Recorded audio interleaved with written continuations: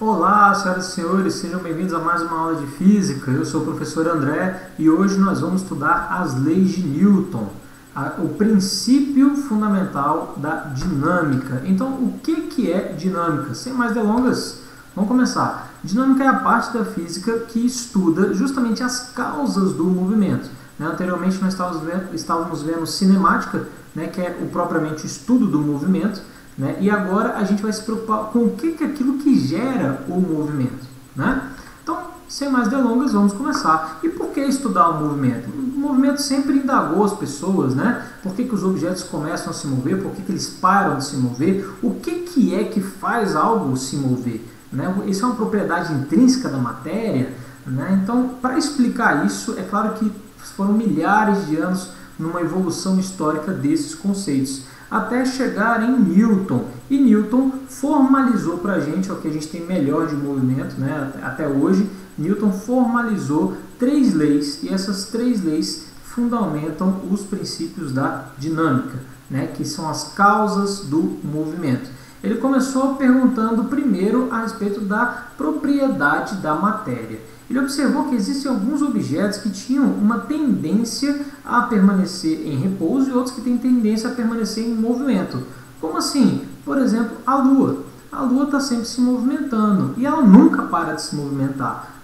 Por que ela tem essa tendência de permanecer em movimento? Bom, esse estudo veio lá antes, com o início dos filósofos. Descartes já tratava do estudo do movimento, passou por Galileu, que fez inclusive boas simulações a respeito do estudo do movimento, até mesmo porque Galileu estava interessado no comportamento balístico. Eles queriam, aliás, todos estavam, Infelizmente, boa parte da tecnologia que a gente desenvolve vem do estudo, vem de investimentos militares. Isso é triste, mas a tecnologia é uma evolução, está aí para isso, a aplicação pura da ciência. Então, eles queriam saber, por exemplo, Newton, inclusive, colocando aí para vocês, Newton queria saber se a bala de canhão que eles iam atirar ia atingir o navio de fato, se as previsões eram corretas a respeito do movimento. Então, ele até propôs uma ideia, ele falou assim, cara, se eu tiver um canhão, e esse canhão for potente o suficiente a atirar cada vez mais forte, cada vez mais forte, cada vez mais forte, será que um dia essa bala de canhão ia viajar para o espaço e ela ia embora e nunca mais ia voltar? Ou será que essa bala de canhão poderia até mesmo atingir as minhas costas? Está aqui o exemplo aqui do canhão de Newton, em que ele simulou em que cada vez aí que fosse, se o canhão fosse atirar cada vez mais forte, pode chegar algum momento que esse canhão, que essa bala de canhão, esse projétil vai orbitar a Terra. É claro que esses conceitos de orbitar, essas palavras até mesmo não tinham sido criadas na época. Tá bom? Foi necessário desenvolver palavras para isso, até mesmo inércia é uma palavra desenvolvida para tentar explicar esse fenômeno, um dos fenômenos, que é essa propriedade que o objeto tem de permanecer no seu estado de movimento. Então, nesse caso aqui, a bala de canhão iria permanecer no seu movimento perpetuamente, e isso intrigava bastante ele. Então, ele decidiu formalizar aí esse estado da matéria. Então ele colocou aí que um corpo que está em repouso ele tem uma tendência de permanecer em repouso e aquele corpo que está em movimento tem uma tendência de permanecer em movimento. O próprio Galileu, há um tempo atrás, imaginava que se ele tivesse uma superfície perfeitamente lisa, se ele atirasse, por exemplo, um disco de hóquei lá nessa superfície, se não tivesse nada que parasse o disco de hóquei, ele ia continuar perpetuamente. Esse é um conceito válido, foi aprimorado e hoje Newton, Newton formalizou esses conceitos que Galileu já trabalhava. Bom, então nós sabemos que hoje que é perfeitamente possível, vou até colocar aqui meu rostinho mais para cima, que é perfeitamente possível de um objeto aí orbitar o planeta. Então Newton fez uma previsão muito correta e outras também, tá? Só um parênteses. Newton é o físico que é o meu herói. Na real, de todos os conceitos, Newton, olha, é o cara. Para mim, ele é o cara. Bom, vamos continuar. Foi. Então, a definição, a definição da primeira lei de Newton. Deixa eu abaixar meu quadrinho aqui. Beleza, vamos lá. Definição. Tendência de que o corpo tem de permanecer no seu estado de equilíbrio. Estado de equilíbrio, ou equilíbrio estático ou equilíbrio dinâmico. Como assim, professor? Não estou entendendo esse negócio. Calma aí, eu vou uma ilustração para você. Vamos lá. Vamos lá. Foi. Uma ilustração aí para você. Então você está andando de ônibus, está aqui o ônibus, né? Ele está andando com já tem uma velocidade constante e de repente o ônibus freia, né? Ele pisa no freio. Você que está lá dentro do ônibus, você é arremessado para frente. Então, você tem uma tendência de permanecer naquele estado de movimento inicial. Você estava com uma velocidade para frente, o ônibus parou, você tem a tendência de permanecer em movimento. Então, você vai ao encontro do para-brisa. A não ser que você segure nas coisas, se agarre lá no ônibus e não aconteça essa tragédia. Né? E o contrário também acontece, quando você está parado, né, você está em repouso, você subiu dentro do ônibus lá para poder, né, enfim, pagou lá para o cobrador e o motorista geralmente ele arranca, né, com o ônibus. Então o ônibus ele começa o movimento. O que acontece com você?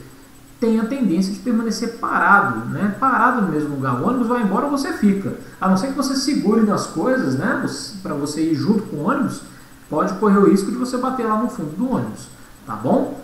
Então é isso que Newton definiu. Ele viu que os objetos têm uma certa tendência, né, e essa tendência de permanecer no seu mesmo estado de equilíbrio. No caso do ônibus aí, né, isso justifica até mesmo que a gente use o cinto de segurança. Né? Então, se estamos indo no carro, o carro bate, né, ou tem alguma colisão, os ocupantes são projetados para frente, né? Então, para que os ocupantes não batam a cabeça lá no para-brisa ou no volante do carro, ele conta com esse dispositivo, né, que é o cinto de segurança, a fim de impedir, né, a inércia. Né? Então, o seu estado de movimento, para que não se perpetue, você não vai se esborrachar lá no para-brisa do carro. Beleza? Então, aqui, ó, em outras palavras, se um corpo está em repouso, ele permanecerá em repouso. Se está em movimento, ele vai permanecer em movimento. Um detalhe, com o mesmo módulo e também orientação do movimento. Tá? Então, por definição, a inércia, portanto, é uma propriedade que os corpos possuem de resistir a essa mudança de seu estado de movimento. Tá? Eu acho que eu estou sendo bem cíclico aqui, né? Estou falando e refalando a mesma coisa o tempo inteiro. Bom, aqui em cima eu disse equilíbrio, né? Estado de equilíbrio, estático ou dinâmico. Vamos classificar isso, né? O que é o equilíbrio estático e o que é o equilíbrio dinâmico? Equilíbrio estático é quando ele está basicamente em repouso, tá bom? É quando ele tem aceleração e velocidade igual a zero. E equilíbrio dinâmico é quando ele está em movimento, porém esse movimento ele é uniforme, exclusivamente retilíneo uniforme. A gente vai continuar estudando isso daqui para frente, vou colocar mais exemplos para vocês, tá? Mas o equilíbrio dinâmico é quando ele está em movimento uniforme, a sua aceleração continua sendo igual a zero, ou seja, ele não está mudando a sua velocidade é sempre a mesma e diferente de zero. E a gente vai ver daqui a pouco que esse conceito, na verdade a gente já viu, né, lá na cinemática, que o conceito de movimento ele é um conceito relativo, né? Então, para você dizer que um corpo está em repouso ou está em movimento, depende de um referencial. Eu trouxe aqui para vocês duas charges do Garfield que demonstram muito bem isso. Que o Garfield, estando parado na mesma posição, ele pode estar tanto em equilíbrio estático quanto em equilíbrio dinâmico. Então vamos lá, na primeira charge diz assim, ó, o John fala, né, você é preguiçoso? E o Garfield, não, estou conduzindo uma experiência científica. É preguiçoso? Estou testando a primeira lei de Newton. Aqui está errado, tá? Não é da física, não. A primeira lei de Newton. Preguiçoso, preguiçoso, preguiçoso. Corpos em repouso tendem a permanecer em repouso. Então, para este referencial, né, que ele está sobre a mesa, ele acredita que está em repouso. Né? Então, ele permanece no seu estado de repouso com aceleração e velocidade nula. No segundo exemplo, vamos lá. O John fala, não mandei você se movimentar um pouco hoje? E o Garfield pensa, obviamente John não está levando em conta a rotação da Terra. Ou seja, agora quando ele compara, né, com o eixo da Terra, ele está em movimento daqui, mas esse movimento é um movimento uniforme. A Terra não está parando de girar nem acelerando, não está freando também não. Então ela está sempre girando na mesma velocidade, é um movimento uniforme. Então, ele estaria, nesse caso, em equilíbrio dinâmico. Bom, você deve notar que a inércia tem uma relação com a massa. Como assim? Objetos mais pesados, eles têm uma tendência a permanecer mais no seu estado de movimento. Ora, o que é mais fácil? Mover uma pedrinha ou uma pedrona? Né? Muito mais difícil mover uma pedrona, porque quanto maior a massa, mais inércia ela tem. Né? Portanto, a massa ela é uma característica que mede a inércia. Quanto maior a massa, mais difícil é de mover o objeto, né? De mudar o seu estado de movimento. Então, vou colocar aqui para vocês. Deixa eu mudar aqui de lado. Espera aí. Vamos lá. Não. Opa. Foi. Tudo isso para colocar na figura, mas está aí. Uma corrida entre uma Ferrari e um caminhão. Quem é que você acha que vai ganhar? Obviamente que a Ferrari. Né? Até mesmo não se fala da potência dos dois. Né? Que ambos, inclusive, são muito potentes. Mas o que é notório entre os dois é a massa, né? A quantidade de coisa. Né? Quando a gente olha para o caminhão, ele é muito maior, né? Até além do volume, né? Ele é mais pesado, né? Ele tem maior massa.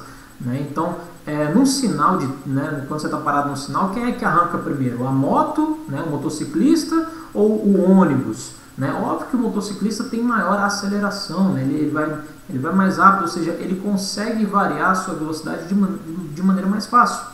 Né? Por quê? Porque a sua inércia é menor. E a sua inércia é menor porque a sua massa é menor. Então, quanto menor a massa, menor a inércia e menor é essa resistência à mudança do estado de movimento. Nossa, quantas palavras, né? De novo, quanto menor a massa, menor é a inércia e menor é essa resistência à mudança do estado de movimento. Tranquilo isso? Agora, para um corpo se movimentar, o que é necessário para um corpo se movimentar? Se inércia é a capacidade que o corpo tem de permanecer no seu estado de movimento, ou seja, você está em repouso, ele vai permanecer em repouso. O que é que modifica esse estado de movimento? Vem aí, então, a segunda lei de Newton, que é a força. Força é a ação necessária para mudar o estado de equilíbrio de um corpo. Então, se ele está em repouso, ele vai passar a estar em movimento. Ou se está em movimento, né, vai mudar o seu estado de movimento, alterando assim a sua velocidade. Né, alterando sua velocidade, necessariamente causando uma aceleração. Tá? A gente já viu que a aceleração é a variação da velocidade no tempo. Beleza? Essa lei, gente, ela é tão importante que ela é chamada de lei fundamental da dinâmica. E por sua definição diz assim, ó, aquilo que modifica o estado de equilíbrio estático ou dinâmico de um corpo.